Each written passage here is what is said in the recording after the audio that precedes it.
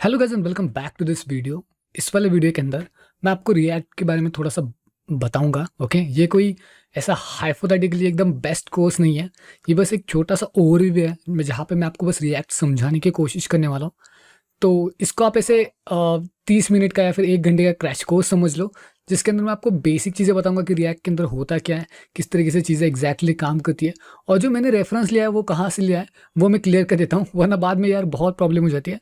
तो code with मोश एक बेहतरीन कोर्स प्रोवाइड करते हैं रिएक्ट के ऊपर, और वहीं से मैं एक रेफरेंस ले रहा हूँ, और उस रेफरेंस के तौर पे मैं आपको बस रिएक्ट के बेसिक चीज़ें सिखाने की कोशिश करूँगा कि इसके अंदर क्या क्या होता है, कैसे कैसे चीज़ें काम करती है, स्टेट किस तरीके से काम करते हैं, जितनी भी चीज़ें आपके लिए ज़रूरी होती है वो इसको इस कंप्लीट क्रैश कोर्स को देखने के बाद जो है आप एग्जैक्टली किसी भी एक पर्टिकुलर बेस्ट कोर्स के ऊपर जा सकते हो। यूडेमी, यूट्यूब, किसी भी एक पर्टिकुलर प्लेटफॉर्म के ऊपर जा करके उस कोर्स को परचेस करके उसको कंटिन्यू कर सकते हो। बिकॉज क्या होता है ना कि जब मैंने स्टार्ट किया था मैंने एकदम हाइपोथेटिकली एकदम बेस्ट कोर्स लिया था, और उस समय पर मुझे कुछ समझ में नहीं आया कि यार एग्जैक्टली ये रिएक्ट है क्या।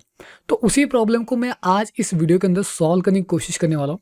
मैं आपको बताने वाला हूँ कि स्टार्टिंग से लेकर एंड तक कि एग्जैक्टली जो रिएक्ट होता है वो किस तरीके से एग्जैक्टली काम करता है, और आपको कितनी सारी चीज़ें इसके अंदर आपको सीखनी पड़ती है, और एग्जैक्टली क्या हो रही होता है इसका। Okay, let get started. सबसे पहले क्या करते हैं, यहाँ पे नोट.जेएस की एक वेबसाइट आती है node.js.org के नाम से, वहाँ पे चाहते हैं। आपको एक चीज़ याद रखनी है, आपको हर एक मॉड्यूल का इस्तेमाल करना है। हर एक मॉड्यूल मतलब अगर आपका सास का यूज़ करना है, मतलब सास का मतलब SASS, उसका अगर आपको इस्तेमाल करना है तो आपको 14वां वर्जन चाहिए। बेहतर होगा कि आप इसी वर्जन को, LTS वर्जन को करंटली यूज़ करो। इस वर्जन के ऊपर ना जाओ जो कि लेटेस्ट में होगा। आई गेस कि अगर आप वीडियो को बाद में देख रहे हो तो मे बी 16 वाला वर्जन यहाँ पे आ सकता है, या और 16 का 20 भी हो सकता है, लेकिन आपको LTS का जो भी वर्जन होगा LTS का उसको यूज़ करना है। Okay, that's it. अब यहाँ पे इसको डाउनलोड करने के बाद इंस्टॉल भी करना है। मैं आपको इंस्टॉलेशन की प्रोसेस नहीं बताने वाला हूँ, बिकॉज ये काफ़ी आसान है। जैसे आप कोई भी सॉफ्टवेयर इंस्टॉल करते हो एग्जैक्टली उसी तरीके से आपको इसको भी इंस्टॉल करना है। ओके, और इंस्टॉल होने के बाद अपने कमांड प्रॉम्प्ट के ऊपर आना है, चेक करना है कि यार एग्जैक्टली ये इंस्टॉल हो चुका है नहीं। तो यहाँ पे सबसे पहले हम कमांड लगाते हैं node-v। चेक होता है कि आपका वर्जन कौन सा है। देखो मैं 14.16.0 का इस्तेमाल कर रहा हूँ, हालांकि वन आ चुका है, मतलब मैं अभी कोई अपग्रेड नहीं करने वाला हूँ। ठीक है, उसके बाद आपको एक और चीज़ ट्राई करनी है, वो है npm-v। अभी मैं विंडोज़ में हूँ तो मुझे npm-v बाय डिफॉल्ट इंस्टॉल मिल रहा है। अगर आप लिनक्स के अंदर हो तो ये आपको थोड़ी सी प्रॉब्लम क्रिएट करके दे सकता है, आपको npm नहीं मिलता। उसके लिए आपको एक कमांड डालनी पड़ती है node install npm नाम से। ठीक है, और ये जो कमांड है वो लिनक्स के अंदर काम करती है, और मेरे पास पहले से ही npm वगैरह सब कुछ है, वो इंस्टॉल्ड है। ओके, अब npm इंस्टॉल होने के बाद आपको क्या करना है, आप अपने किसी भी एडिटर के ऊपर जा सकते हो। मैं अपने विजुअल स्टूडियो कोड के ऊपर आ रहा हूँ, आप चाहो तो कोई भी एडिटर चूज कर सकते हो, whether it's atom, bracket, anything else, Sublime text भी चल जाएगा। ओके, अब यहाँ पे क्या चलता है कि यार मैंने एक फोल्डर को इसके अंदर ओपन किया है।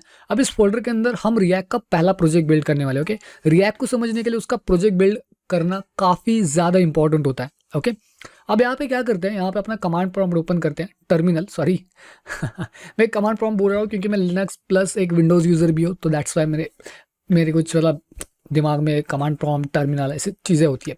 तो अगर आपको ये टर्मिनल शॉर्टकट नहीं मिलता, आप यहाँ पे टर्मिनल के ऊपर जा सकते हो और न्यू टर्मिनल के ऊपर क्लिक कर सकते हो। आपको 2 टर्मिनल मिल जाएंगे, तो पहला टर्मिनल आपको ओपन करना है। इसके लिए शॉर्टकट ये होता है कि आपका कंट्रोल प्लस एक टिल्डा साइन। ओके, और यहाँ पे आप क्लियर कर दो, चल जाएगा। ये सारी चीज़ें गायब हो चुकी है। अब सबसे पहले ये बात आती है कि यार हम प्रोजेक्ट को अपने क्रिएट कैसे करें। नोड इंस्टॉल कर दिया, npm का वर्जन भी मिल गया। अब हमें इस प्रोजेक्ट को क्रिएट कैसे करना है। अब प्रोजेक्ट को क्रिएट करने के लिए खाली आपको npx क्रिएट रिएक्ट ऐप और आपके एप्लीकेशन का नाम। अब ध्यान रखना कि आपके एप्लीकेशन का नाम जो है स्मॉल लेटर्स में हो, इसके अंदर अंडरस्कोर भी आप डाल सकते हो। तो यहाँ पे मैं क्या करने वाला हूँ, फर्स्ट ऐप ऐसे करके कुछ डाल दूंगा। तो ये फॉर्मेट बिल्कुल सही है। अगर आप कैपिटल लेटर डालोगे, सॉरी फर्स्ट और कुछ इस तरीके से, तो ये आपको एरर शो कर देगा। ओके, ओके, अब ये हो रहा है, पता नहीं कैसे, आई गेस कि ओके देख सकते हो। तो फर्स्ट लेटर जो है वो कैपिटल नहीं होना चाहिए। ठीक है, तो ये चीज़ याद रखना। ओके, फर्स्ट ऐप, एंड मैं अब इसको इंस्टॉल कर रहा हूँ। अब आप कुछ देर के लिए आपको रोकना पड़ेगा, जब भी आप फर्स्ट टाइम इसे रन करोगे ये बहुत ज़्यादा टाइम लेता है। ओके, ऐसा नहीं होता कि यार ये बहुत ही जल्दी क्विकली सभी चीज़ों को मैनेज कर लेता है, ये थोड़ा ज़्यादा टाइम लेता है। ओके, और अगर आपको इसका डॉक्यूमेंटेशन चाहिए तो आप सिंपली अपने ब्राउज़र को ओपन कर सकते हो, रिएक्ट यहाँ पे जाओ, रिएक्ट जेएस की लाइब्रेरी ओपन करो, इसके अंदर देखो documentation is an important thing for everything. Okay, मतलब अगर आपको कोई भी नई चीज़ सीखनी है ना तो डॉक्यूमेंटेशन उसका पढ़ना इंपॉर्टेंट है। ओके, तो वैसे भी अगर आपके पास एक बेहतरीन ट्यूटोरियल होगा तो आपको ये सब चीज़ें याद रखने की भी ज़रूरत नहीं पड़ेगी, मतलब डॉक्यूमेंटेशन के ऊपर जाने की ज़रूरत नहीं पड़ती। ओके, सो ट्यूटोरियल के ऊपर जाओ, वैसे भी रिएक्ट के ऊपर काफ़ी सारे ट्यूटोरियल्स ऑलरेडी अवेलेबल है। और ओवरव्यू देख सकते हो कि ओवरव्यू में आपको सभी तरीके से चीज़ें देखने को मिल रही है कि मतलब किस तरीके से रिएक्ट काम करता है, किस तरीके से सारी चीज़ें होती है, ये सारी चीज़ें आपको यहाँ पे देखने को मिल सकती है। ओके, और ये हमारा काम जो अभी चल रहा है, थोड़ी देर के लिए वेट कर लेते हैं। ओके, जब तक कि हम वेट ही कर रहे हैं तो मैंने यहाँ पे सोचा कि आपको जो है रिएक्ट के बारे में थोड़ी सी और जानकारी दे दूँ। अब आपके पास सामने ये आ रहा होगा, ये रिएक्ट का कोड है, ठीक है, इसको हम एक्सप्लोर करने वाले हैं, मैं आपको समझाने वाला कि ये किस तरीके से वर्क होता है। एक चीज़ याद रखना कि इसके अंदर आप HTML का ही इस्तेमाल करने वाले हो। ओके, मतलब ऐसा नहीं कि यार ये क्या है, कैसे है, किस तरीके से काम करता है, ये कुछ मतलब बिल्कुल HTML के मतलब एक आपका जो क्लास है ना वो जावास्क्रिप्ट में बिल्ड हो चुका है और वो क्लास रिटर्न क्या कर रहा है, वो रिटर्न HTML कर रहा है। Okay, that's the important thing you need to know. और रिएक्ट के अंदर जो है ऐसे ही सारी चीज़ें काम करती है। और मेरी मानोगे रिएक्ट को सीखना है ना तो बहुत ही आसान कंसेप्ट है, बस 7 दिन चाहिए, दैट्स इट। अगर आप यहाँ पे जाओगे, देखो आप create a new react app, तो आपको पता चल जाएगा कि आप अपने एप्लीकेशन को फर्स्ट टाइम कैसे क्रिएट कर सकते हो। देख सकते हो npx क्रिएट रिएक्ट ऐप, जो कि हमने अभी अभी कमांड ले ली। अब यहाँ पे देखो इसने क्या कहा कि आपको जो npm का नोड का जो वर्जन होता है वो 10.16 से बेटर चाहिए। इसके अलावा npm का जो वर्जन होता है वो 5.6 से बेटर चाहिए। और मेरे केस में आई गेस कि मैंने आपको दिखाया था कि इसका वर्जन 6.0 के आसपास था और इसका वर्जन 14 था, तो कोई दिक्कत नहीं आई हमें, ठीक है। अब यहाँ पे एक चीज़ और देखो, when you are ready to deploy your production, deploy मतलब क्या है कि अगर आप अपनी वेबसाइट को बिल्ड कर चुके हो और अब उसे आपको डिप्लॉय करना है अपने सर्वर के ऊपर, तो आप npm रन बिल्ड का इस्तेमाल कर सकते हो। अगर आपके पास मतलब अगर आपको पता नहीं कि सर्वर क्या होता है, डिप्लॉयमेंट क्या होती है, भूल जाओ। Okay, don't worry about it, इसका अब आप मतलब धीरे धीरे सीखोगे। Next JS is an important library in React, ये भी थोड़ी एडवांस है, हो सके तो मैं इसको कवर करने वाला अपने यूट्यूब चैनल के अंदर, तो यार सब्सक्राइब नहीं किया तो जल्दी से चैनल को सब्सक्राइब करना। तो नेक्स्ट जेएस के बारे में मैं सोच रहा हूँ वीडियो बनाने के बारे में, ठीक है, मैं इसे सीखूंगा, उसके बाद मैं आपको सिखाऊंगा। ओके, अब गास्ट भी ये भी काफ़ी अच्छा कॉन्सेप्ट है, काफ़ी लोगों ने इसके ऊपर क्रैश कोर्स ऑलरेडी बिल्ड किया है। मेरा कुछ ऐसा प्लान नहीं है, बट अगर आपके कमेंट्स आते हैं इसके ऊपर तो मैं ज़रूर वीडियो बनाऊंगा। ओके, और अगर आपको रिएक्ट के बारे में और डिटेल में जानना और थोड़े प्रोजेक्ट्स बिल्ड करने हैं तो यार मुझे कमेंट बॉक्स में ज़रूर कहना, मैं बहुत सारे प्रोजेक्ट्स आपके लिए ज़रूर लाऊंगा। Okay, don't worry about it. Okay, तो आई गेस कि अभी तक हो चुका होगा, अगर ये नहीं हुआ तो बहुत दिक्कत है। ओके, देख सकते हो कि ये जो है बहुत सारे पैकेजेस को ये इंस्टॉल कर रहा है, डाउनलोड कर रहा है, बहुत सारी चीज़ें हो रही है। इन केस फर्स्ट टाइम ये काफ़ी ज़्यादा टाइम लेता है, फर्स्ट टाइम मेरे केस में इतना टाइम ले रहा है तो आपके केस में इससे डबल टाइम लेगा। ये चीज़ हमेशा याद रखना, आपको बस पेशेंस रखना है और पेशेंस के अलावा और कुछ नहीं रखना है। ओके, तो वेट करते थोड़ा सा, और अब मैं इस वीडियो को थोड़ी देर के लिए पॉज कर रहा हूँ। ओके, वीडियो को पॉज करने का कोई मतलब ही नहीं बना, आप तो खुद ही देख सकते हो। 1 सेकंड के अंदर ये हो गया। ओके, अब हमें क्या करना है, अब देखो हमारी जो एप्लीकेशन है वो इस फोल्डर के अंदर आ चुकी है। अब आप ये सोचोगे कि यार इस फोल्डर के अंदर तो काफ़ी सारी चीज़ आ चुकी है, अब हम कैसे कैसे डिसाइड करेंगे कि हमें क्या क्या चाहिए। एक चीज़ याद रखना कि नोड मॉड्यूल्स के अंदर होता क्या है, पहले फोल्डर के अंदर बहुत सारे फोल्डर्स हैं और हर एक फोल्डर को ओपन करके चेकआउट करना मतलब एक यूजलेस थिंग। नोड मॉड्यूल्स के अंदर होता क्या है, एक सिंपल सी एक एग्जांपल देता हूँ। आपने एक वेबसाइट बिल्ड किया, राइट, वेबसाइट बिल्ड करने के बाद आपने कुछ पैकेजेस को इंस्टॉल कर लिया। पैकेजेस मतलब क्या है कि उस वेबसाइट को बिल्ड करने के लिए आपको किसी और चीज़ की ज़रूरत थी, टेम्प्रेरी के लिए आपने किसी और का मतलब टेम्प्रेरी के लिए किसी और के कोड कॉपी किया, उस कोड को यूज़ किया और उस कोड को वापस रख दिया। तो वो वापस रखा हुआ कोड, यूज़ किया हुआ कोड यहाँ पे है, इसका आप यूज़ करते हो, हमेशा करते हो। लेकिन ये चीज़ इंपॉर्टेंट है, नोड मॉड्यूल्स के अंदर आपके सारे पैकेजेस होते हैं, सारे के सारे पैकेजेस जो आप अपने वेबसाइट के लिए यूज़ करने वाले हो। तो मतलब मान के चलो मैं यहाँ पे मुझे एक नया पैकेज इंस्टॉल करना है बूटस्ट्रैप का, npm i, so npm i for install. Okay, i for install होता है, npm मतलब एक कमांड, npm हमने देखा। और अगर मुझे यहाँ पे बूटस्ट्रैप यूज़ करना तो मैं यहाँ पे क्या करूँगा, बूटस्ट्रैप लिखूंगा। अब जो बूटस्ट्रैप यहाँ पे इंस्टॉल होगा, एक पैकेज बूटस्ट्रैप का एक पूरा का पूरा पैकेज, वो इंस्टॉल कहाँ पे होगा, ओह सॉरी, ये देखो यहाँ पे इसने इंस्टॉल कर दिया बूटस्ट्रैप को, मतलब फर्स्ट ऐप के अंदर। क्यों इसने ये कर दिया, बिकॉज हम अभी फर्स्ट ऐप के अंदर नहीं है, हम अभी अंडरस्टैंडिंग रिएक्ट के अंदर है। तो मुझे अभी cd फर्स्ट ऐप के अंदर जाना पड़ेगा, फर्स्ट ऐप। और अब मैं यहाँ पे अगर कमांड लगाऊंगा npm इंस्टॉल बूटस्ट्रैप, तो अब आप देखोगे कि जो पैकेज इंस्टॉल होगा ना वो कहाँ पे होगा, वो इस नोड मॉड्यूल के अंदर पैकेज इंस्टॉल होगा। ओके, ये चीज़ आपको याद रखनी है। जितने भी पैकेजेस आप npm इंस्टॉल की मदद से इंस्टॉल करने वाले हो वो सारे के सारे पैकेजेस बूटस्ट्रैप के अंदर जाने वाले हैं। ओके, तो ये चीज़ हमेशा याद रखना। ओके, अब आते हैं अपने नेक्स्ट फोल्डर के ऊपर पब्लिक के अंदर। तो पब्लिक के अंदर अपना क्या है, अपना इंडेक्स है index.html। ये सभी को पता होगा कि क्या होता है। ये हमारी मेन फाइल होती है जो रन होती है। ओके, अब index.html के अंदर देख सकते हो अपने प्रोजेक्ट का टाइटल क्या है, रिएक्ट ऐप। तो हमें पता है कि ऊपर क्या आने वाला है, रिएक्ट ऐप। नो स्क्रिप्ट, ये प्रिंट नहीं होने वाला। इसके अंदर एक आईडी है रूट वाली। Okay, that's the weird thing, right, क्योंकि अभी इसके अंदर तो कुछ भी नहीं है। तो हमारी हम प्रोजेक्ट रन करेंगे तो वो कैसे शो होगा। ये जो रूट आप देख रहे हो ना, इस रूट को मेंशन कहाँ पे किया गया है, index.js फाइल के अंदर। ओके, index.js फाइल के अंदर आप देख सकते हो कि document.getElement by id root। अब इसके इस्तेमाल हम जावास्क्रिप्ट में तभी करते हैं हम इसके अंदर जब कोई चेंजेस करते हैं। तो चेंजेस हमने क्या किए, हम ऐप को रन कर रहे हैं, हम एप्लीकेशन को वहाँ पे रन कर रहे हैं। मतलब ऐप नाम का एक पर्टिकुलर एक विजिट है कि कुछ भी कह लो, इससे एक फाइल कह लो, ये हमें कुछ HTML रिटर्न कर रहा है और उसको हम यहाँ पे रूट के अंदर दिखा रहे हैं। तो यार ऐप ये कहाँ से आई है, यहाँ पे आप ध्यान से देखोगे तो आपको पता चल जाएगा कि इंपोर्ट ये कहाँ से हुई है। इंपोर्ट का मतलब होता है कि एक फाइल को अगर आपको इंपोर्ट करना है तो आप इसका इस्तेमाल करते हो। तो ऐप कहाँ से आई है, फ्रॉम डॉट ऐप। ओके, तो डॉट ऐप कहाँ पे है, ये देखो यहाँ पे है। लेकिन आप कंफ्यूज हो रहे हो, राइट, कि यार app dot C S S भी है, ऐप डॉट जे एस भी है।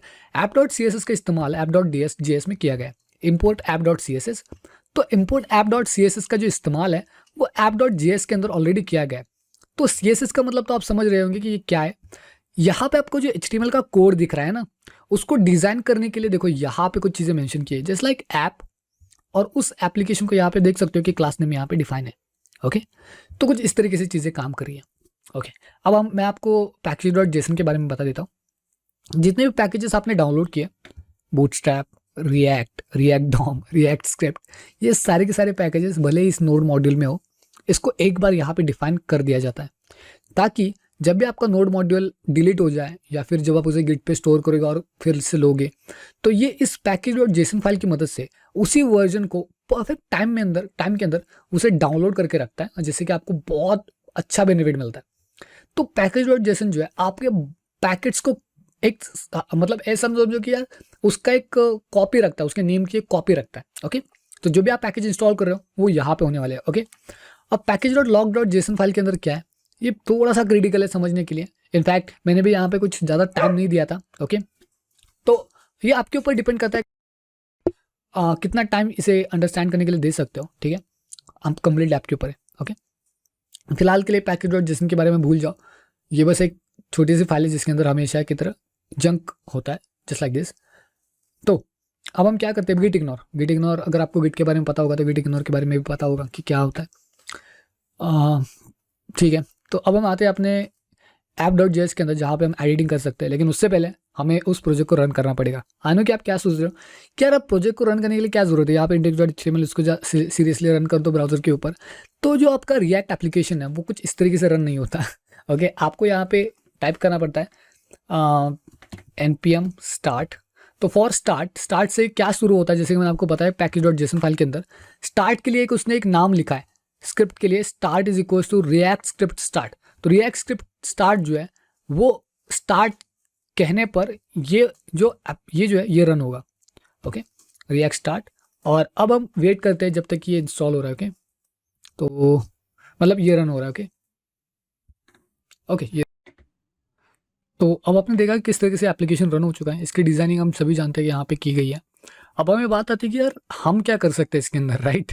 ओके, तो लोगों बारे में भूल जाओ सब कुछ। यहाँ से जो है हेडर वेडर सब कुछ डिलीट कर देते हैं, हमें इसके बारे में कोई नहीं जानना। ओके, डिलीट कर दो यहाँ पे। ओके, और ये भी रिमूव कर दो। ठीक है, ओके। अब आपके सामने क्या है, अब आपके सामने एक फंक्शन है जो कि जावास्क्रिप्ट के अंदर हम बिल्ड कर सकते हैं, हम सभी को पता है। ओके, जावास्क्रिप्ट के अंदर हम बिल्ड कर सकते हैं। और यहाँ पे देखो क्या लिखा है, यहाँ पे लिखा हुआ है रिटर्न। तो अब आपको कोई भी HTML का टैग रिटर्न करना हो, कोई भी HTML चीज़ मतलब कुछ भी रिटर्न करना हो HTML के फॉर्म में, आप यहाँ पे रिटर्न का इस्तेमाल करते हो। ठीक है, अब इसके अलावा एक और चीज़ याद रखना कि इसके अंदर जो है, मान के चलो आपके पास एक एप्लीकेशन का एक डिवीजन टैग है, इसके अंदर आपने h1 का एक टैग बिल्ड किया, ठीक है। h1 का टैग बिल्ड करने के बाद आपने लिखा हेलो, बट अभी मुझे लगा कि यार मुझे एक और डिवीजन टैग चाहिए, और मैंने यहाँ पे एक और डिवीजन टैग क्रिएट कर दिया। और डिवीजन टैग क्रिएट करने के बाद इसके अंदर मैंने लिखा h2, सॉरी फॉर दिस, मुझे JSX की आदत है थोड़ी बहुत, ठीक है। h2 यहाँ पे लिखा मैंने संकेत। अब इस केस पे ये एरर क्यों दे रहा है, एक चीज़ आपको हमेशा याद रखनी है कि यार ये रिटर्न जो है वो एक ही डिवीजन टैग को एक्सेप्ट करता है। एक ही टैग जो मतलब पूरे क्लास के अंदर एक ही टैग रिटर्न हो रहा हो, मतलब जो आपको डिवीजन दूसरे डिवीजन जो यूज़ करना है ना, वो पहले डिवीजन के अंदर ही आप इसका इस्तेमाल कर सकते हो, इसके बाहर आप नहीं इस्तेमाल कर सकते। रिटर्न खाली एक ही टैग को रिटर्न करता है, एंड दैट्स वाई आपको उसी पर्टिकुलर डिवीजन टैग के अंदर आपके बाकी डिवीजन टैग्स के लो, किसी भी तरीके का टैग के लो, वो आपको रिटर्न करने की ज़रूरत है। और अगर मैं अपने एप्लीकेशन में चला जाऊँ तो आप देख सकते हो हेलो संकेत यहाँ पे लिखा हुआ आ चुका है। ओके, तो कुछ इस तरीके से आप चीज़ें यहाँ पे मैनेज कर सकते हो। अब आपको लग रहा होगा कि यार बूटस्ट्रैप का हम इस्तेमाल कहाँ पे करें, इंपोर्ट, यहाँ पे हम डायरेक्टली यहाँ पे बूटस्ट्रैप मतलब ये कर सकते हैं, लेकिन मुझे ये मेथड बिल्कुल पसंद नहीं है। मैं आपको यहाँ पे जाके बूटस्ट्रैप के बारे में बता देता हूँ, ठीक है। अगर मैं यहाँ पे गया बूटस्ट्रैप, मेरी ये पर्सनल फेवरेट मेथड है, ओके। आपको जो भी कहना कह सकते हो, मतलब पर्सनली मुझे ये पसंद है, दैट्स वाई। यहाँ पे आप जाओगे तो गेट स्टार्टेड के ऊपर क्लिक करो। गेट स्टार्टेड के ऊपर आपको CSS के एक लिंक मिल जाएगी, जावास्क्रिप्ट के कुछ लिंक्स मिल जाएंगे। आप CSS को कॉपी कर लो। कॉपी करने के बाद यहाँ पे आ जाओ, आपके index.html में जाओ, यहाँ पे इसके नीचे पेस्ट कर दो। बात खत्म। ओके, ये थोड़ा सा मजाक था, लेकिन हाँ ये काम करता है। फॉर एग्जाम्पल अगर मैं यहाँ पे लिखूँ क्लास नेम, और क्लास नेम के अंदर मैं लिखूँ क्या लिख सकते हैं, let's say display one, okay, display one, save it. Okay, यहाँ पे आते हैं। ओके, देख सकते हो तो बूटस्ट्रैप यहाँ पे सक्सेसफुल अप्लाई हो चुका है। ओके, तो अगर आपको एक बटन क्रिएट करना हो, यहाँ पे आप आओ, यहाँ पे लिखो बटन, बटन के अंदर आप लिखो सबमिट। बट अब आपके सामने ये क्वेश्चन आ रहा है यार क्लास नेम क्यों, HTML के अंदर हम क्या यूज़ करते हैं, HTML के अंदर क्लास यूज़ करते हैं, राइट। एग्जैक्टली क्या पॉइंट होता है ना कि क्लास जो कीवर्ड होता है वो जावास्क्रिप्ट में अंदर एक क्लास होता है, ठीक है। वो कीवर्ड एक रिजर्व्ड कीवर्ड होता है जावास्क्रिप्ट के अंदर, और जब हम इस्तेमाल करते हैं उस कीवर्ड को तो जावास्क्रिप्ट कंफ्यूज हो जाता है, रिएक्ट कंफ्यूज हो जाता है एग्जैक्टली आपको कौन सा क्लास चाहिए, HTML का क्लास चाहिए या फिर आपको दूसरा क्लास चाहिए, उस जावास्क्रिप्ट का क्लास चाहिए, राइट। तो उसी के लिए HTML के अंदर आप क्लास नेम लिखते हो जब आप रिएक्ट का इस्तेमाल करते हो, ऑलराइट, ये चीज़ याद रखना, ठीक है। तो अब class name is equals to btn primary, save this, go back, you can see, submit। Okay, तो अब आपने ये सोचा होगा कि यार ये सब कुछ तो ठीक है, लेकिन रिएक्ट का इस्तेमाल हम और किस तरीके से कर सकते हैं, या फिर खाली यही चीज़ है। नहीं, इसके अलावा काफ़ी सारी चीज़ें इसके अंदर प्रेजेंट है। अब मैं आपको वो चीज़ें समझा देता हूँ। जैसे कि मैंने आपको कहा कि इसके अंदर हम क्लासेस का इस्तेमाल कर सकते हैं, तो सबसे पहले मैंने इस एप्लीकेशन को ही डिलीट कर दिया। अगर हमारे पास कोई ऐप JS नहीं होगा, आप सभी जानते हो कि हमें एक एरर शो होगा कि ऐप JS इंपोर्टेड नहीं है। अब हमें एक ऐप JS चाहिए, अब हमें रिएक्ट का इस्तेमाल भी करना है, तो हम क्या कर सकते हैं, यहाँ पे आप VS कोड के अंदर हो तो मैं आपको रिकमेंड करूँगा कि आपके पास रिएक्ट के स्निपेट्स होने वाले, रिएक्ट स्निपेट्स, आई गेस कि मैंने कौन सा लिया था, ओके, तो मैंने ये वाला लिया था रिएक्ट का स्निपेट। इसे आप इंस्टॉल कर लो, ये आपके बहुत काम आने वाला है, IMR और import react from react. Okay, अब ये होने के बाद मुझे अभी क्लास डिफाइन करना है, तो क्लास डिफाइन करने के लिए मैं बस CC लिखूंगा और मेरा क्लास जो है पूरी तरीके से डिफाइन हो गया। लेकिन डिफाइन होने के बाद अगर मैं यहाँ पे ऐप लिखूँ और यहाँ पे मैं सिंपली मतलब यहाँ पे कुछ भी रिटर्न करूँ, जैसे कि हम सभी को पता है अभी रिटर्न के अंदर जो है हम खाली एक ही डिवीजन टैग को रिटर्न कर सकते हैं, तो डिवीजन, और यहाँ पे अगर मैं लिखूँ क्लास नेम डॉट ऐप, और यहाँ पे देखो मुझे क्या आया, कंपोनेंट के ऊपर एरर मार रहा है। अब कंपोनेंट के ऊपर क्यों एरर मार रहा है, क्योंकि कंपोनेंट एक अलग एक्सटेंशन है, राइट, और हमें इसे इंपोर्ट करना पड़ेगा। क्विक फिक्स के ऊपर जाओ तो यहाँ पे ओके, तो अब इसका कोई ज़रूरत नहीं है। अब आपके पास दो ऑप्शन है, इसको सॉल्व करने के लिए दो ऑप्शन है। रिएक्ट के अंदर ही आपको ये जो कंपोनेंट है वो मिल जाता है, ओके। उसके लिए आपको बस क्या करना पड़ेगा, यहाँ पे बस आपको लिखना पड़ेगा कंपोनेंट, ओके। ये चीज़ करोगे तो भी ये काम करेगा। फॉर एग्जाम्पल के लिए h1 sorry h1 class name display 1, और मगर मैं यहाँ पे अपना नाम लिख दूँ संकेत, सेव कर दो यहाँ पे, तो हमें यहाँ पे कोई एरर नहीं मिलेगा, मतलब प्रॉब्लम सॉल्व हो चुके हैं, राइट। कंपोनेंट के प्रॉब्लम सॉल्व हो चुके हैं। आपके पास एक दूसरा ऑप्शन भी है, इसे करे बगैर रिएक्ट को यहाँ पे लिख दो बस रिएक्ट डॉट कंपोनेंट, ये भी वही इश्यू सॉल्व करता है। Okay, that's it. तो ये कुछ ऐसी चीज़ है। तो क्लास ऐप के अंदर भी आप सेम चीज़ कर सकते हो, बहुत सारी चीज़ें इसके अंदर प्रेजेंट है। अब हम ये सीखेंगे कि हम स्टेट्स को कैसे मैनेज कर सकते हैं। अभी स्टेट्स के बारे में आपको क्या ही बताऊं, स्टेट बहुत ही ईजी कॉन्सेप्ट है। ओके, काफ़ी लोगों की मतलब ये जो है स्टेट, ये आप ही के लिए भूल जाऊँ, काफ़ी लोग क्या करते हैं, काफ़ी लोग जो है कंस्ट्रक्टर के ऊपर काम करना पसंद करते हैं। कंस्ट्रक्टर के अंदर, कंस्ट्रक्टर हम सभी को पता है क्या होता है, सुपर कीवर्ड का इस्तेमाल करके यहाँ पे सुपर लिख देते हैं, और यहाँ पे this dot state is equal to, यहाँ पे लिख देता है वैल्यू, और value is equal to 0। Okay, तो अब वैल्यू इज इक्वल टू 0 लिखने के बाद हम इसका इस्तेमाल, इस वैल्यू का इस्तेमाल हम अपने इसके अंदर कैसे कर सकते हैं, राइट। तो यहाँ पे इसको हटा देते हैं। यहाँ पे हम क्या करेंगे, यहाँ पे हम लिखेंगे, यहाँ पे इस वैल्यू का इस्तेमाल करने के लिए हम लिख सकते हैं this dot state dot value. This dot ये एक प्रॉपर्टी है जिसको आप यहाँ पे एक्सेस कर सकते हो, और उसके अंदर एक प्रॉपर्टी जो कि वैल्यू है, जिसको आप यहाँ पे ऐसे एक्सेस कर सकते हो कर्ली ब्रेसेस के अंदर। ओके, जावास्क्रिप्ट के अंदर कोई भी वेरिएबल आपको एक्सेस करना है तो उसे आपको कर्ली ब्रेसेस के अंदर लिखना जरूरी होता है। ऑलराइट, तो ये चीज़ याद रखना, छोटी छोटी चीज़ें है बट आपको थोड़ी देर के लिए याद रखनी जरूरी होती है। ओके, बहुत ईजी कॉन्सेप्ट है, इतना कुछ हाइप अप करने की जरूरत नहीं है, ये बहुत बहुत बहुत ज़्यादा ईजी। ओके, अब यहाँ पे एक चीज़ तो रहेगी कि हमने वैल्यू को यहाँ पे दे दिया, हमारे पास 0 आ चुका है। क्या हम इस वैल्यू को चेंज कर सकते हैं? Yes of course you can change it. अब उसके लिए क्या करते हैं, यहाँ पे हम एक बटन ले लेते हैं। बटन लेने के बाद यहाँ पे हम क्लास नेम के ऊपर आते हैं, क्लास नेम के ऊपर लिखेंगे BTN प्राइमरी, और प्राइमरी के लिए इसके अंदर अब बटन लिखने के लिए मैं यहाँ पे सबमिट कर लेता हूँ, submit. Alright, save this file, go back. अब इसके ऊपर क्लिक होने के बाद मुझे ये जो बटन है इसकी वैल्यू चेंज करनी है। मे बी मैं इंक्रीज करूँ डिक्रीज करूँ, ये मेरे ऊपर है, तो मुझे इसकी वैल्यू को इंक्रीज करना। तब बटन के अंदर आपको एक प्रॉपर्टी मिल जाती है, और वो प्रॉपर्टी आई गेस आपको HTML में भी मिल जाती है, मुझे नहीं पता, लेकिन यहाँ पे आपको मिल जाती है on click. Basically on click property करती क्या है, ऑन क्लिक प्रॉपर्टी जस्ट एक फंक्शन रन करती है, तो हमें इसके अंदर एक फंक्शन डालना पड़ेगा। अब फंक्शन के अंदर हम क्या कर सकते हैं, दिस डॉट, अब हमें पता है कि यार स्टेट हमारे पास पहले से ही है, अब हमें उसकी वैल्यू चेंज करनी है, राइट। तो दिस डॉट सेट स्टेट करेंगे, और इस सेट स्टेट के अंदर इस सेट स्टेट को हम एक फंक्शन की तरह कॉल करेंगे, उसके अंदर एक कर्ली ब्रेसेस का साइन देंगे बिकॉज हम प्रॉपर्टी को चेंज करना चाहते हैं।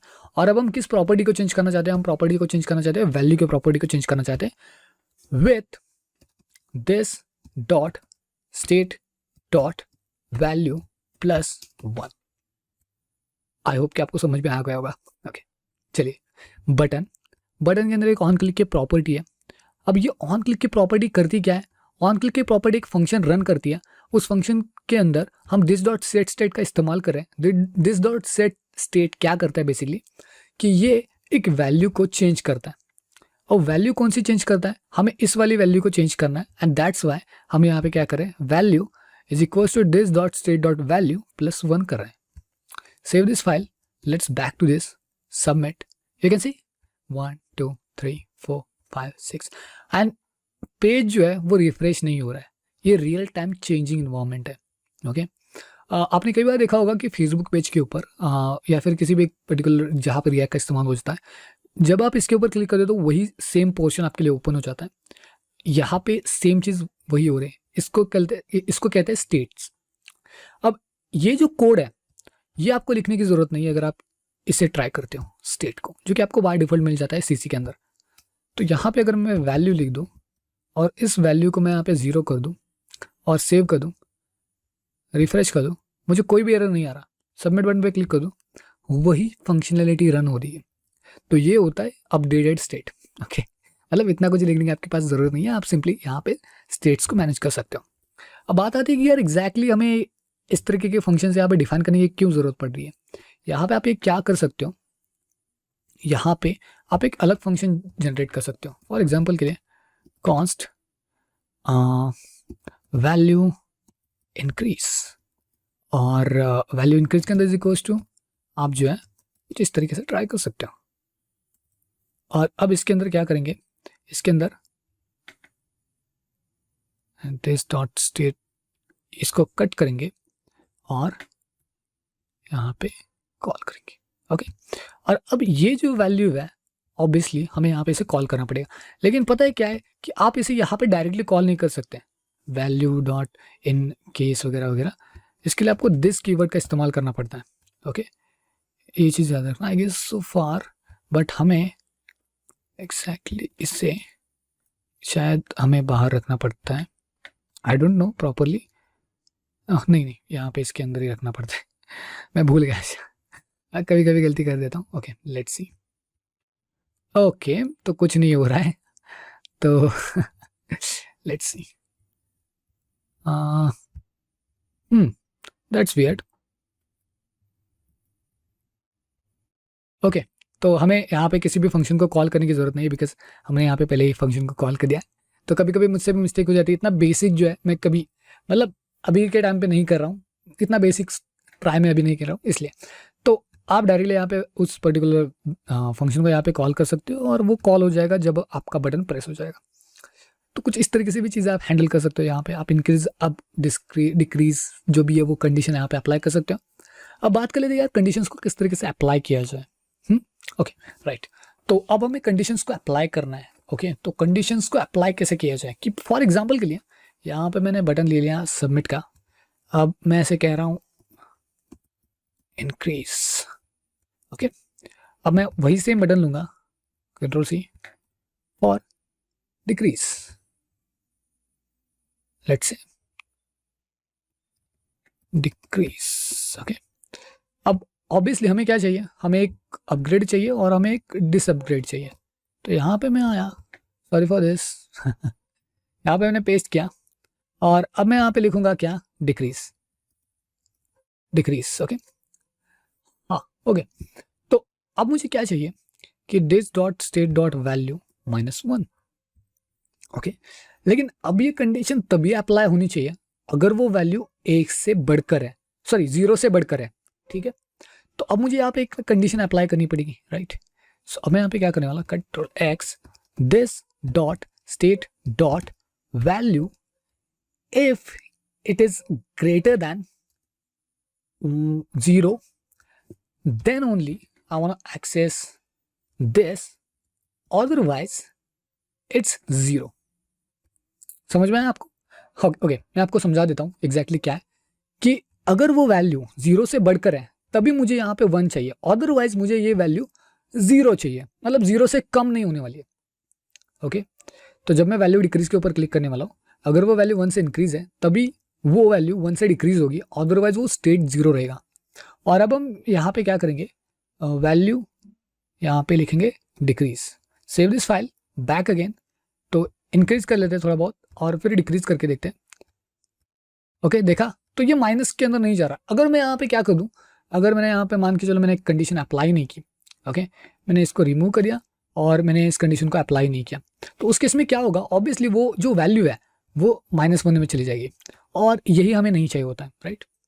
तो इस तरीके की कंडीशंस आप यहाँ पे भी अप्लाई कर सकते हो।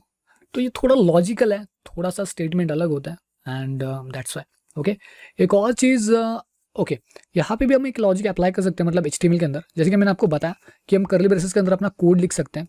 तो अगर this dot value is equals to 0 है तो उस केस में हम यहाँ पे रिटर्न कर सकते हैं एक 0, अदरवाइज ओके अदरवाइज हम यहाँ पे रिटर्न कर सकते हैं, ओके कुछ मिस्टेक हो चुकी है मुझे, शायद ऐसा लगता है, this dot value is equals to 0 then we want return let's say 0,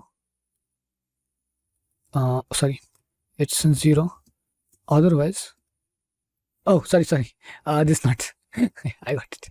तो otherwise हमें रिटर्न करना है this dot state dot value, okay, is in triple equal to 0. Okay, save this, save this and back again. You can see ये 0 है, right, और अगर मैं इसको इंक्रीज करूंगा तो आप देख सकते हो 1 1 1 हो रहा है, डिक्रीज करूंगा तो ये 0 हो रहा है, ओके, तो डिक्रीज के ऊपर ये स्टॉप भी हो रहा है। तो इस तरह की कंडीशंस आप यहाँ पे अप्लाई कर सकते हो। अब क्या खाली यही रिएक्ट है? नहीं, इसके अलावा बहुत कुछ है, ओके। फॉर एग्जाम्पल के लिए मैं आपको दिखा देता हूँ कि क्या इसके अंदर और क्या क्या चीज़ आप कर सकते हो। अब मान के चलो कि आपका यहाँ पे बहुत बड़ा कोड बन गया, ओ भाई मुझे अब यहाँ से हट के चलना है, मुझे ये जो पार्ट है ना, ये जो पार्ट है ये मुझे जो है ना दूसरे स्क्रीन के ऊपर चाहिए भाई। तो ओके, तो अब हमें इसके दूसरे स्क्रीन के ऊपर भी जाना पड़ेगा, राइट। तो दूसरे स्क्रीन के लिए हम क्या कर सकते हैं, यहाँ पे एक और फाइल क्रिएट कर सकते हैं जिसका नाम लिखेंगे हम counter.js। counter.js लिखने के बाद आपके सामने आपकी एक फाइल आ जाएगी। वेल यहाँ पे आपके ऊपर आप JSX लिखो, JS लिखो, कोई बात नहीं है, okay, just in React library, okay. For example के लिए अगर मैं यहाँ पे इसको रीनेम कर दूँ, काफ़ी लोग कंफ्यूज हो जाते हैं यार JSX क्या है, JS क्या है, और यही पे बहुत सारा डाउट होता है, ओके। तो यार JSX एंड JS के अंदर ज़्यादा फर्क नहीं होता। JSX आपको हेल्प करता है अपनी रिएक्ट के कोड को अच्छी तरीके से लिखने में, ओके। अब इसके अंदर मैं IMR का इस्तेमाल कर रहा हूँ और इम्पोर्ट रिएक्ट के अंदर मैं क्या करने वाला हूँ, SFC लेने वाला हूँ। SFC मतलब क्या होता है कि स्टेटफुल फंक्शन। तो यहाँ पे अगर मैं कॉल कर दूँ काउंटर, और इस काउंटर के अंदर सेम चीज़, मतलब यहाँ पे डॉट काउंटर लिख दूँ और टैब बटन के ऊपर क्लिक कर दूँ, आपके लिए एक डिवीजन टैग क्रिएट हो जाता है। ये शॉर्टकट्स आप इस्तेमाल कर सकते हो JSX के अंदर, JSX फाइल के अंदर, स्पेशली विजुअल स्टूडियो कोड के अंदर मुझे पता है। किसी और एडिटर के बारे में मैं नहीं जानता, और मैं विजुअल स्टूडियो कोड का इस्तेमाल करता हूँ, दैट्स वाई मुझे शॉर्टकट्स के बारे में थोड़ा बहुत पता है, okay, that's it all, okay. अब हम क्या करने वाले, इस काउंटर के अंदर इसी चीज़ को, ओके, इसी चीज़ को यहाँ पे कॉपी करेंगे। तो यहाँ पे मैंने इसको कॉपी किया, ओके गाइस, आप देख सकते हो यहाँ पे मुझे क्या आ रहा है, value increase, value decrease, error आ रहा है वगैरह वगैरह। तो अब मुझे क्या करना पड़ेगा, this dot state dot value, और ये जो वैल्यू है उसको कहीं पे तो मुझे सेट करना पड़ेगा यार, मतलब कहीं पे तो मुझे इसको सेट करना ही पड़ेगा ना, राइट। तो अब मैं यहाँ पे क्या करने वाला हूँ,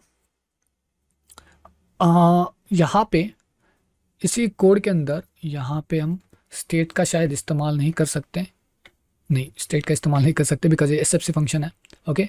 अब मान के चलो मुझे यहाँ पे जस्ट एन वैल्यू शो करनी है, ओके, मतलब ये जो दो बटन्स हैं, ठीक है, तो यहाँ पे बटन्स वैसे के वैसे रहने देते हैं, खाली ये जो पार्ट है ना उसी को हम यहाँ पे शो करेंगे, ठीक है, ओके। अब यहाँ पे इसको रिमूव कर देते हैं, और अब हम क्या कर सकते हैं, यहाँ पे वैल्यू ले सकते हैं। वैल्यू कैसे लेंगे, यहाँ से हटेंगे, यहाँ पे करेंगे काउंटर को प्रिंट। अब यहाँ पे जो काउंटर आपका जो फंक्शन यहाँ पे बन चुका है ना, उसे एक डिवीजन टैग की तरह, मतलब एक HTML टैग की तरह आप यहाँ पे इसका इस्तेमाल कर सकते हो। यहाँ पे देखो आप काउंटर, लेकिन उसके लिए आपको इसको इंपोर्ट करना पड़ेगा, ओके, काउंटर। और काउंटर के अंदर क्या करेंगे, काउंटर के अंदर करेंगे एक वैल्यू, यहाँ पे आप कुछ इस तरीके से ले सकते हो वैल्यू प्रॉप्स, और यहाँ पे लिख सकते हो आप props डॉट वैल्यू और props dot value, okay guys. और अब ये जो है हमारे लिए H1 रिटर्न कर रहा है, ओके, ऑब्वियसली। और यहाँ पे हम काउंटर के अंदर देंगे एक value is equals to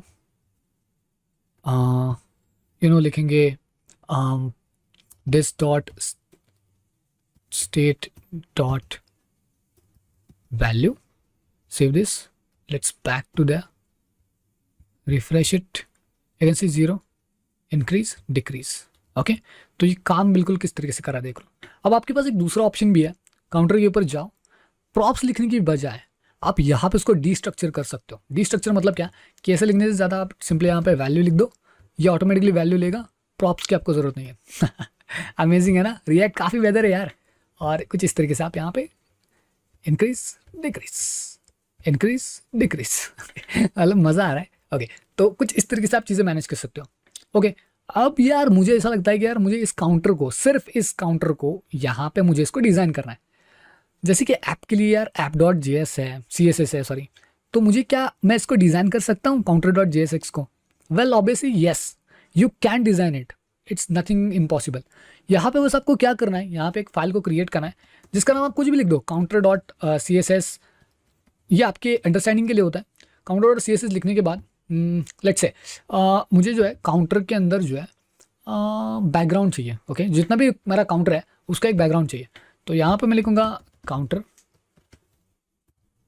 background का कलर मैं लिखूँगा यू नो, आप किसी भी कलर के ऊपर जा सकते हो, बस आप टेस्ट कर रहे हो कि यार हमारा जो सी एस एस है वो काम कर रहा है या नहीं। ओके, तो यहाँ पे मैं गया और यहाँ पे मैंने देखा मेरे पास एक्वा कलर है, तो मैंने बाय डिफॉल्ट एक्वा कलर ले लिया। मुझे पता है इतना कुछ खास नहीं लगने वाला, बट मैंने ले लिया।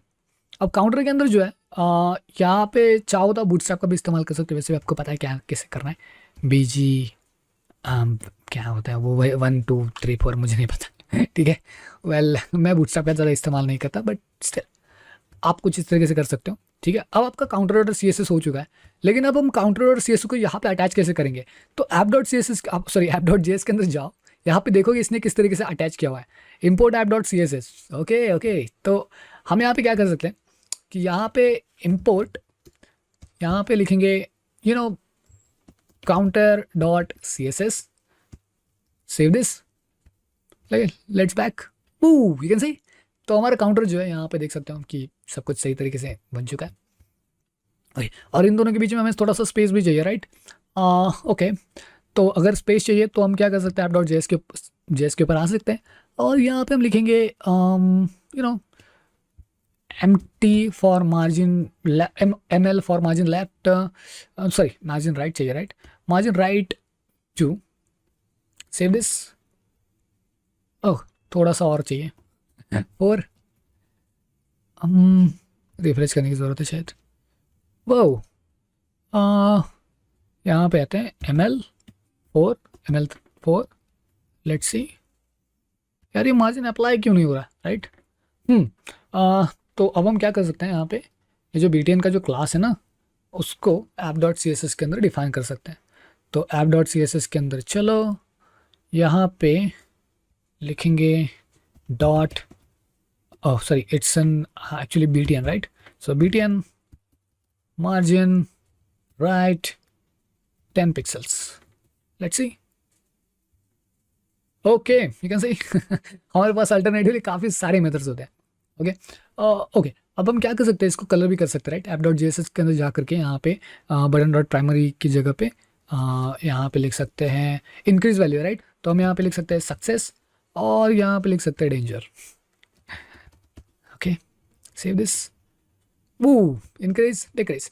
तो कुछ इस तरीके से आप जो है फंक्शनलिटी को यहाँ पे जनरेट कर सकते हो। वेल रिएक्ट का काम ये नहीं होता, इसके अलावा काफ़ी सारी चीज़ें इसके अंदर प्रेजेंट होती है। मैं बस आपको बेसिक ओवरव्यू देना चाहता था कि रिएक्ट किस तरीके से काम करता है। और आज की डेट में यार स्टेट का इस्तेमाल करना सीख लो, क्लास कंपोनेंट का इस्तेमाल करना सीख लो कि किस तरीके से कंपोनेंट यूज़ होता है। और बेसिक सारी चीज़ें तो मैंने यहाँ पे कवर कर ही ली कि मतलब इसको कैसे आप ये कर सकते हो, मैनेज कर सकते हो, स्टेटमेंट को कैसे ऐड कर सकते हो या फिर कंडीशंस को कैसे अप्लाई कर सकते हो इस बीच के अंदर। जैसे कि मैंने काउंटर डॉट जेएस को अलग अलग फाइल में डाल दिया, अलग फाइल में डालने के बाद भी मैंने कैसे डेटा को पास आउट किया। ये सारी जो छोटी छोटी चीज़ें होती है ना, ये आपको सीखनी पड़ती है रिएक्ट के अंदर, ये इंपॉर्टेंट है। ओके, और यहाँ पे आपने इसका स्टेट बदला, वहाँ पे ऑटोमेटिकली इसका स्टेट बदल गया। तो ये एक अमेजिंग थिंग है एग्जैक्टली रिएक्ट के अंदर। ओके, आप बहुत अच्छी तरीके इसको मैनेज भी कर सकते हो। ठीक है, और ये बस एक ओवरव्यू था। आई होप कि आपको ये क्रैश कोर्स, जो छोटा क्रैश कोर्स है वो आपको पसंद आया होगा। इसके अंदर हमने कोई हाई लेवल पे एप्लीकेशन बिल्ड नहीं की। इनफैक्ट मैं टू डू एप्लीकेशन पे बिल्ड करना चाहता था, लेकिन सोचा कि चलो जितना इसको ईजी रखा जाए उतना बेटर है। काफ़ी लोगों ने पहले से ही वीडियो बना के रखा है, मुझे इसके अंदर कोई इंटरफेयर नहीं करना था। मैंने बस आपको बेसिक ओवरव्यू दे दिया जिससे कि आपको पता चले कि एग्जैक्टली रिएक्ट किस तरीके से काम करता है। और आई होप कि आपने मेरे साथ भी ट्राई किया होगा। ये सब कुछ एरर आ रहा है, कोई बात नहीं, फर्स्ट टाइम मुझे भी बहुत एरर आए थे और गेस कर लो कि मैंने इसके कैसे सॉल्व किए होंगे। हर एक चीज़ को आपको ईजिली देखना है कि यार एग्जैक्टली एरर कहाँ पे है। फॉर एग्जांपल के लिए यहाँ पे मैं एरर दे रहा हूँ और इसे रिफ्रेश कर रहा हूँ। ओके, अब एरर देखो कहाँ पे आ रहा है। एरर आपको यहाँ पे देखने को मिल जाएगा, source.counter.js फाइल के ऊपर आ रहा है एरर 9 to 15th लाइन। तो 9 to 15th लाइन देख लो। ओके, तो अब ये एरर गॉन हो चुका है। और हाँ, तो एरर गॉन होने के बाद अगर आप एप्लीकेशन रन कर रखते हैं तो आपको बस इसको रिफ्रेश करने की ज़रूरत पड़ती है, दैट्स इट। ओके, और ये अभी भी स्टिल वर्किंग हो रही है। ओके, तो आई होप कि आपको ये वीडियो पसंद आया होगा। ओके, अगर आपको इस तरीके के बहुत सारे वीडियो चाहिए रिएक्ट के अंदर, बहुत सारी आपको अमेजिंग चीज़ें बिल्ड करनी है, कमेंट बॉक्स में ज़रूर रखना। और एक चीज़ और कि मैं अभी से किसी को कॉपी नहीं करने वाला हूँ, मैं अपना यूनिक कंटेंट डालने की कोशिश करने वाला हूँ। मुझे काफ़ी एड मिला है, उतना काफ़ी है। और हाँ, अगली वीडियो मेरी तरफ से आएगी, लेकिन वो डिपेंडेंट रहेगी आपके ऊपर कि आपको रिएक्ट के अंदर चाहिए, फ्लटर के अंदर चाहिए, किसी और टेक्नोलॉजी के अंदर चाहिए। बस आपको कमेंट करके बता देना है। सब्सक्राइब भी कर लो ताकि अगली वीडियो बहुत ही जल्दी आ जाए। ओके, मिलते हैं नेक्स्ट वीडियो में, तब तक के लिए goodbye, good to see in the next one.